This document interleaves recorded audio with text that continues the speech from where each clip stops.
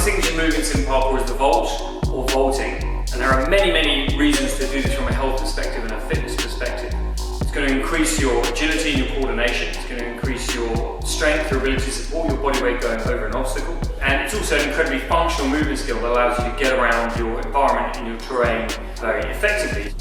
First, the most important principle is absorbing the impact at the end of the vault. Because that's really where, if you do that well, you'll get stronger and better and more coordinated. If you do it poorly, you'll add impact to your body in a negative way. So the first thing to get right is how to land from a vault, how to take the impact well, how to absorb the impact well, and how to disperse that impact going forward so you can keep moving on your path. Second principle to get into is the approach to the vault. So how do you take off for the vault? How far away from the obstacle do you need to be in order to get your legs up and over the obstacle, or to get your body in the right position to carry out the type of vault you want to carry out, and to achieve the function of the vault, which is to get over the obstacle and maybe to reach something else. Third principle to look at is really your body position as you're going over the obstacle. And the principle that we want to bear in mind is that we need to have balance in flight or balance in rotation if it's a spinning vault. So we want to make sure that whatever position we're doing, we know where our body is in space and it feels good and it feels like we're in control of the movement, and it's not just sort of reckless throwing ourselves over it. That's definitely not what we're doing in parkour. We're absolutely controlling every element of the movement. So you want to be able to feel that you have good balance as you're going over it. So the three principles, again, we're looking at a good landing, a good takeoff, and good body position as you're going over the obstacle. So if we look at the principle of landing, for example, that means we're coming over the obstacle. So if you imagine this is my obstacle and I've cleared it with a vault and I'm thinking about landing, if you're really starting out in vaults, what you want to be doing is think about how do I get down from this as I'm coming over it with a bit of speed, with a bit of momentum. How do I land safely? So obviously, the simplest way you can do this is literally just sit on the obstacle and pop off it and get to a good landing. You're typically looking to land almost exclusively, with most movements, on the balls of the feet to absorb the impact and keep moving. So you could get used to it simply by dropping off at different angles and changing the landing. Dropping off onto one foot and then stepping forwards. So your body's just getting used to a little bit of taking impact from that height. Once you're comfortable with that, you might come up onto your obstacle and train dropping off from the height. So imagining you've just vaulted it, you're just clearing it, and you're coming down onto 1 foot to keep moving, or to 2 feet if I'm landing sideways from a vault maybe. Just getting used to absorbing the impact, bending the legs, taking on the balls of the feet, but still maintaining balance and good posture so that I can move on to whatever obstacle I want to clear next. So when we're thinking about taking off on a vault, we've got to think about primarily how far away we need to be from the obstacle. If you take off very, very close, a lot of people think this is kind of a good place to be before you've trained, because you think maybe if I'm close to the obstacle it's kind of safer and gets me over it. But actually, if I'm this close, it's very hard to vault because there's very little space for me to get my limbs up and over the obstacle and onto it. The trajectory means I have to jump straight up, which means it's very hard to then go forwards. So typically the best trajectory in vaulting is to be further back from the obstacle, especially to get more experience and use more speed as you approach, so that you have all this space for your lower limbs to get up and over as you're going over, whatever the vault may be. So try to be aware of this idea of space, and being very close to the obstacle is rarely a very good idea. So you want to typically be a little bit further away, give yourself a little bit of space, and that might take a bit of time to get used to, and just get used to the idea of how do I get onto the obstacle. So this takeoff principle is obviously going to vary depending on what vault you're using. So for example, if I'm using a step vault where I'm going to step up onto the obstacle as I go, I'm going to be using a hand and a foot, and I need to have enough space here to be able to step up and bring this foot onto or through as I go over the obstacle. Whereas if I'm very, very close with this, then it becomes very difficult to get my limb up and into this space above it, because I have to go straight up now. So I have to raise the hip straight up, which is quite hard work. And there's also more chance that this limb coming up might catch on the obstacle in some way, because there's far less space. So I want to back away a little bit, give myself a little bit more space between the foot and the obstacle, create space for this easily to move up and through. So the third principle is your body position as you're vaulting. So really the structure and the integrity of your body and all your limbs as you're clearing the obstacle. Okay? Massive variation here. We're not going to go into all the techniques, just an introduction to the idea of vaulting. We are going to look at a few, but the important principle is to think about, do I feel balanced as I'm going over? Do I feel in control in whatever position you're in? Some positions will feel more natural to begin with, some will feel less natural. That's perfectly fine. So think about it. If you're training on something, if you're getting used to vaulting on a box like this, which is, you know, a really nice way to start because it's very stable, it's very regular, it's got a good grip, you know what you're dealing with. So this kind of surface, which is good to start with, you can really play around on the obstacle in terms of what positions do I feel balanced in to come through and over this obstacle. Yeah, where am I balanced? Where do I feel imbalanced? Where do I feel like there are problems potentially with the positions? And how stable can I be on this obstacle? So I really want to get very comfortable with being in a well-balanced position as I'm flying through the air. So it's very much about balancing flight, balancing rotation. So we're going to start with a sit spin, which is I'm literally going to sit on the obstacle and I'm going to spin off it. So for this type of vault, I'm coming up. As I come up, I'm trying to spin a little bit. I'm just sitting my butt onto it. Other hand controls me, and I spin off. So it's really very, very, very controlled. I can do it very slowly. I can really take my time. Yeah, so you can really access this at any level of ability or training, and then as you get more comfortable, you will just put more speed into it, and it will have a little bit more fluidity as you go. But notice, the thing I'm most interested in is how do I land on the other side. So I'm looking to have a controlled landing, balls of the feet, so I can move very effectively and efficiently away. That's the key thing. If that's good, this stuff I can get better over time, because this is not causing me any damage, it's making me stronger, it's making me better. If that's bad, my time training is limited, because I'm going to start feeling some wear and tear from the impact on the joints. So I'm still looking for healthy bar mechanics as I land, balls of the feet, bending the legs, and having good posture, and then being able to move away. So the sit spin, very simple, very accessible, so it's a really, really healthy thing to practice.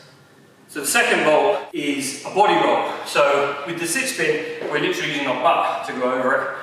The body roll is kind of the opposite. I'm going to use the front of my body now and use that on the obstacle as I roll my hips over. And effectively, it doesn't require me to put lots of dynamism and power into it. I can take my time and control as I go over.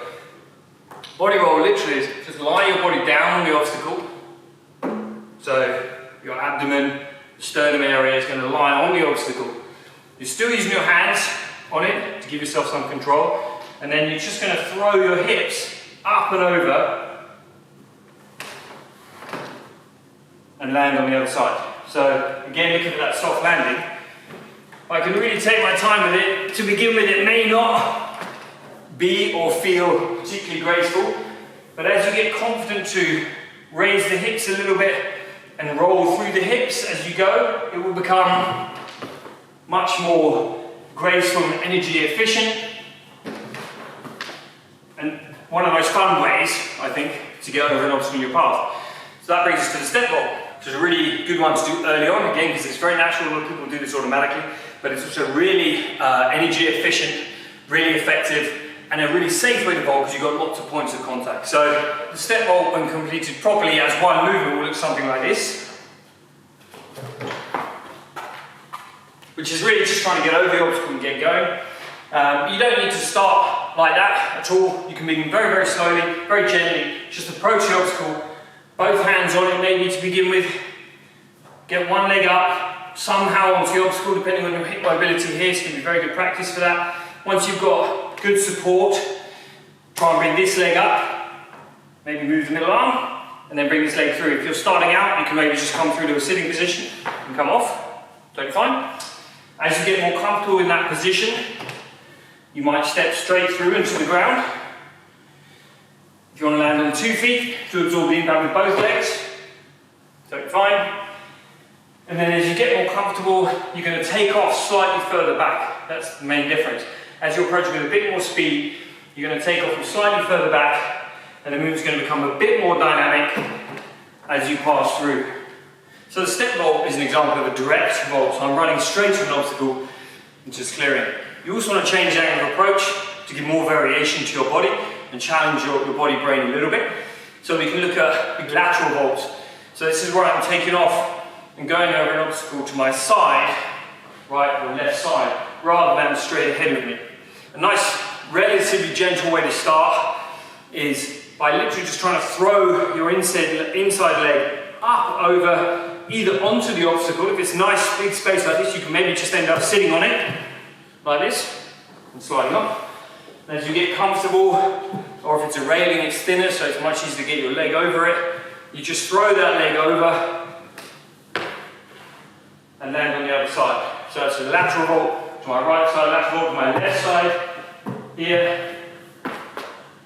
Yeah, so I'm moving sideways and I'm controlling the movement over it. So this is a very simple type of vault, sometimes called a dancer vault. And again, just looking to get my hips up, almost swinging my foot like a penalty kick in football, and that swing is going to carry me over. So that's one of the great things about vaulting, is that it's very much a holistic movement skill. It's not just a question of where to put my hands or above my feet. It's very much about organising the body using a combination of free forces, a stretch reflex, that sort of elastic muscle cycle, and momentum, plus my powered force, my strength, in order to be able to get me over it effectively. So with this type of vault, I'm using a lot of momentum. So I'm really just swinging this leg. Once this leg is in the air, it's going to carry me through the weight of the leg is going to carry my hips and then my body over the obstacle, which means I need to put very little push into the vault. So the last vault we're going to look at is going to be what we call a lazy vault in parkour, and it's a lateral vault, but it's one that requires a little bit more coordination, so you can challenge yourself with this one a little bit, because we're going to try and switch our support hand from the hand nearest the obstacle to the hand coming in behind us. The end result will look like this. So I'm placing the hand, still getting that penalty swing kick, but now as I go up, I'm going to bring this hand in behind me. So to break it down, if you're not sure about it, you can again aim to sit on the obstacle like this. This is the basic posture. Bring my hand in here and I push off. So this is kind of, in a way, putting your brain through the pattern of the movement without actually going over. Then, if you want to try and get used to going over, just try and get your butt a little bit closer to that side, and you're going to slide off.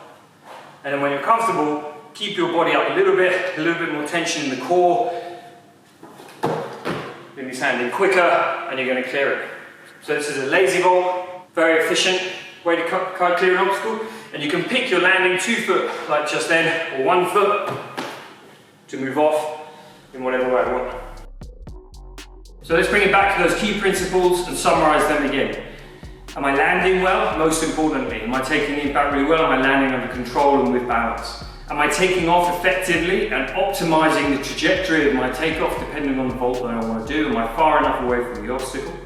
And is my body position as I go over the obstacle, is that balanced? And am I in control?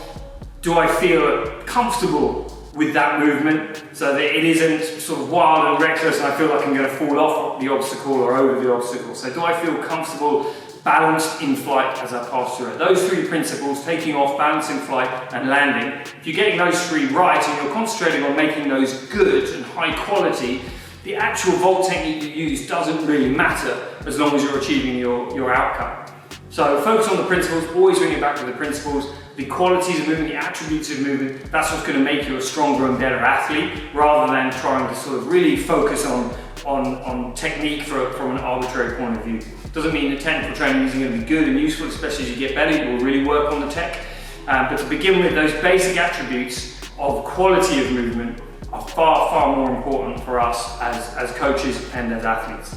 So build this type of training into what you do. Go outside and explore your environment, see what vaults work in your park, in your street, or in your furniture at home, whatever. Apply it wherever you can. The more variety, the better, and you'll see that it'll make you a better mover.